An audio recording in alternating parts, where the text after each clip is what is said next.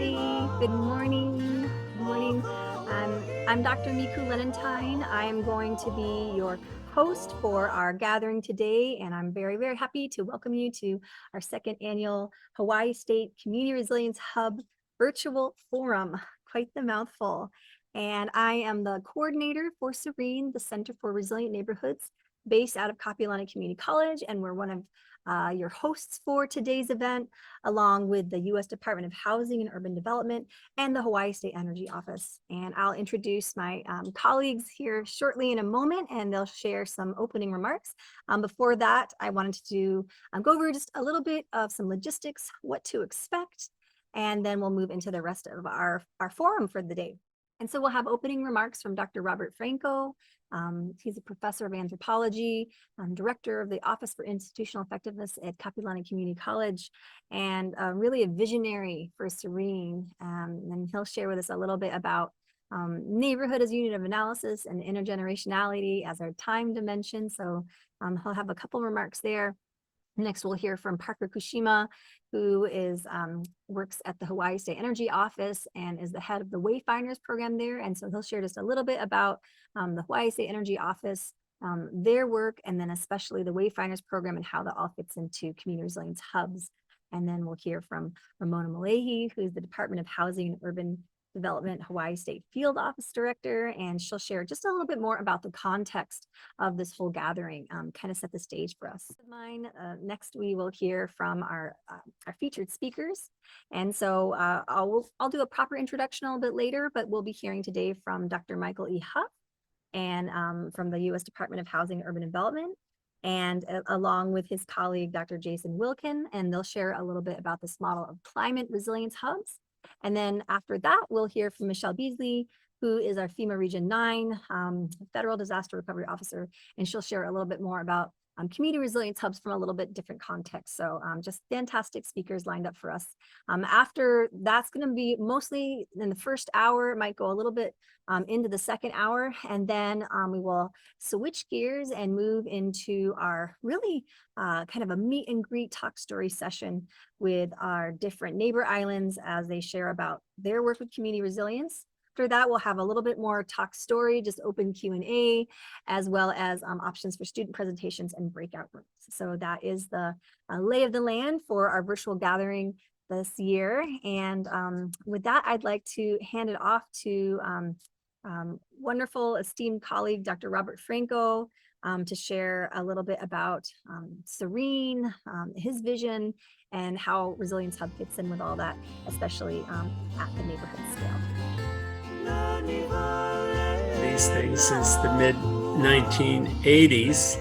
I came to Kapi'olani in 85. I've taught for 20 years, and then I've been in administration here for the last 20 or so. I want to introduce just a couple of concepts. One is I went to a conference in 2019 in Samoa, where they were reflecting a decade after a major tsunami that hit the island of Tutuila in 2009. And there I met a lot of folks from FEMA and Homeland Security, from different state of Hawaii offices, and then the territorial offices that sort of parallel those federal programs in the islands. I had probably 100 people in a room for 3 days talking about the tsunami and how the community responded. And the big point that kind of the takeaway was that there was this period between when the tsunami hit and when government could respond. And so there was a lot of focus on what did villages do in that duration of time between the tsunami and government response. And what was kind of concluded was that there was a traditional social organization in place in Samoa that handled as much as they could. The chiefly system, the young men's groups, the young women's groups, the role of the minister, the role of the church, different kinds of warning systems that were traditional that went back hundreds of years.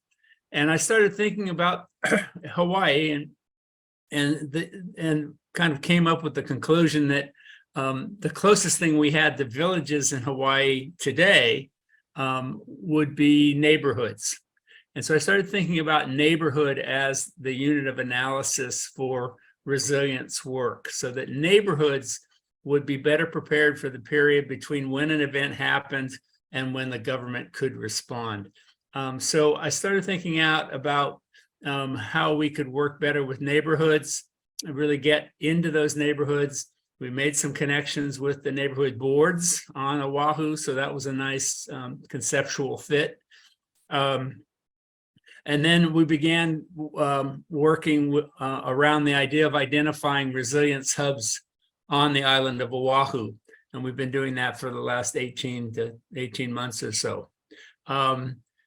So the focus was to really kind of radically shift our thinking about what was the appropriate unit of analysis and the unit of action in resilience.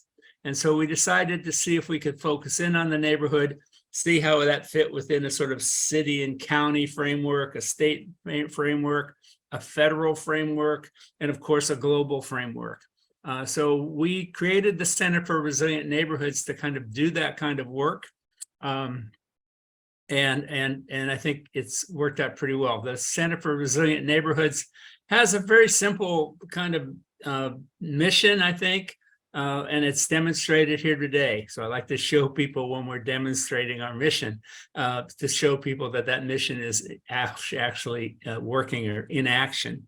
We see ourselves as a place where we can convene, communicate, and collaborate to build an action network across these different units of that I just mentioned.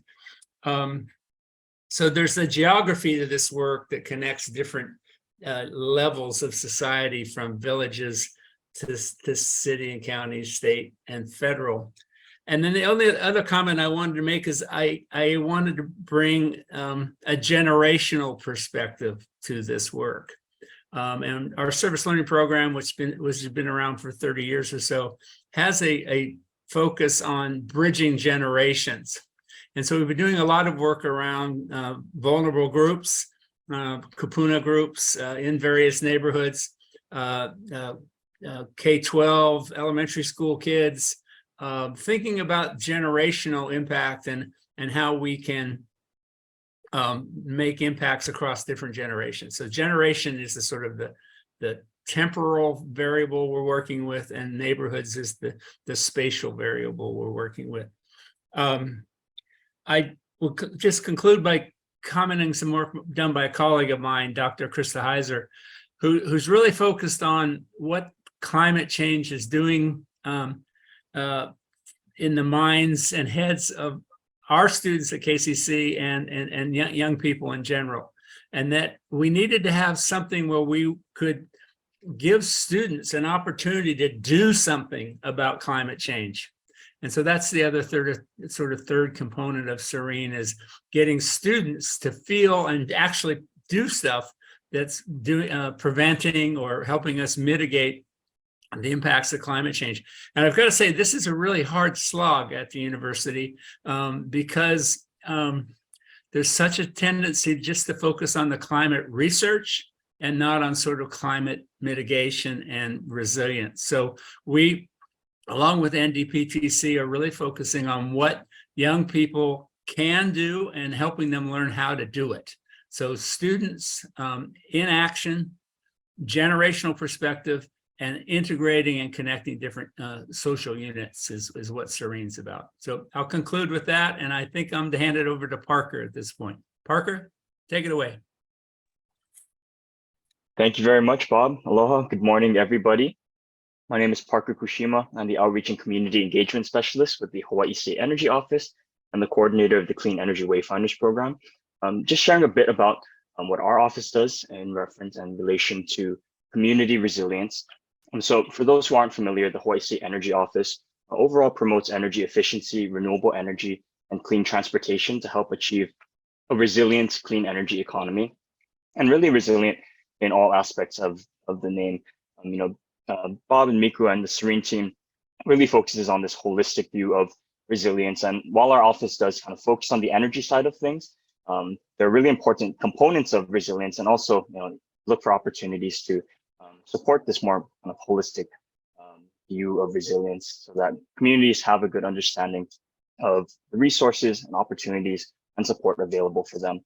So just some of the things that our office works on, in particular, our RCA, or Resilience, Clean Transportation and Analytics branch, is working on several applications and grant funding opportunities to support resilience, both statewide at the community or in this case at the neighborhood level. And those include one, our role in emergency management as the ESF-12 agency for the state, and also putting in some applications and work towards the Grid Resilience Innovation Partnerships funding from the DOE or GRIP, as well as the Building Resilience Infrastructure and Communities funding from FEMA or BRIC. A lot of acronyms in our world. Our office also is working on some funds for something some folks may have heard of, 40101D funds, also related to grid resilience, as well as work in advanced assistance, or how can we really monitor and track our infrastructure, our resilient infrastructure, and the priorities there. On the community engagement side, which is really my role here, we look to share out this information, help coordinate with organizations such as CERENE and other folks in the energy industry to help get the word out, and also help build resilience into the kind of household knowledge or familiarity of folks across the state. One of our main arms or branches for doing that is the Clean Energy Wayfinders Program. And for folks who may not be familiar with that, the Clean Energy Wayfinders are really community engagement specialists across the state, working with their communities in a variety of capacities, but all around the goals of helping to build up knowledge and understanding of energy from the household to community, to island, statewide levels, helping to connect folks with programs and resources, both in the energy space as well as in community resilience, and also helping getting folks equipped and prepared to participate in these important conversations around their community's energy or resilience futures.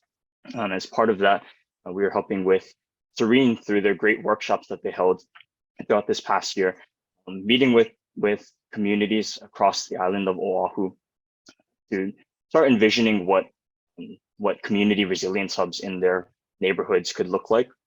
That was a great opportunity, I think, for communities to really start this conversation about what does resilient infrastructure in our neighborhood look like, and also really appreciate the opportunity for myself and for the Wayfinders to get more exposure into taking on these conversations with a more academic lens. So all around a great opportunity, and really appreciate the time here and the work that we do in coordination with CERENE, because again, although we're in the energy and transportation space, really looking to broaden this conversation and make sure that we're covering all of our bases for a more holistic, resilient conversation. And with that, I will pass it back to Miku. Thank you. I'm always the pass back to person, just in case. So we're gonna keep the ball moving along to our other host, which is Ramona Mullahey, and I'll just hand it to you to take us away. Thank you, Miku. This is Ramona Mullahey. I'm a senior analyst at the Department of Housing and Urban Development, Honolulu Field Office. I really want to welcome everybody to this conversation, because one of the things that we are pushing as on the federal government side is a real whole government approach and sharing the resources to empower community, and really with a focus on equity and inclusiveness. I think the Fed funding that's come down is really to broaden and strengthen the ecosystem itself, and really focusing on how to transform communities through partnerships and collaborations. You know, it's an all-in approach. The newest funding is the Inflation Reduction Act, and HUD's slice of this large $500 billion funding is really our GRRP, fondly known as the, I hate to say these, we are always in these acronyms, but Green Resilience Retrofit Program. And that program is really focusing on our multifamily portfolio and helping to provide them with the types of tools that they need to be able to go greener and to reduce their carbon footprint and hopefully get to net zero. So I'm really delighted to be here. We want to be able to help to strengthen the resources that communities have and their toolkit, and expand their toolkit. So without further ado, Miko onward and forward. Thank you, Miko. All right. Thanks so much, Ramona.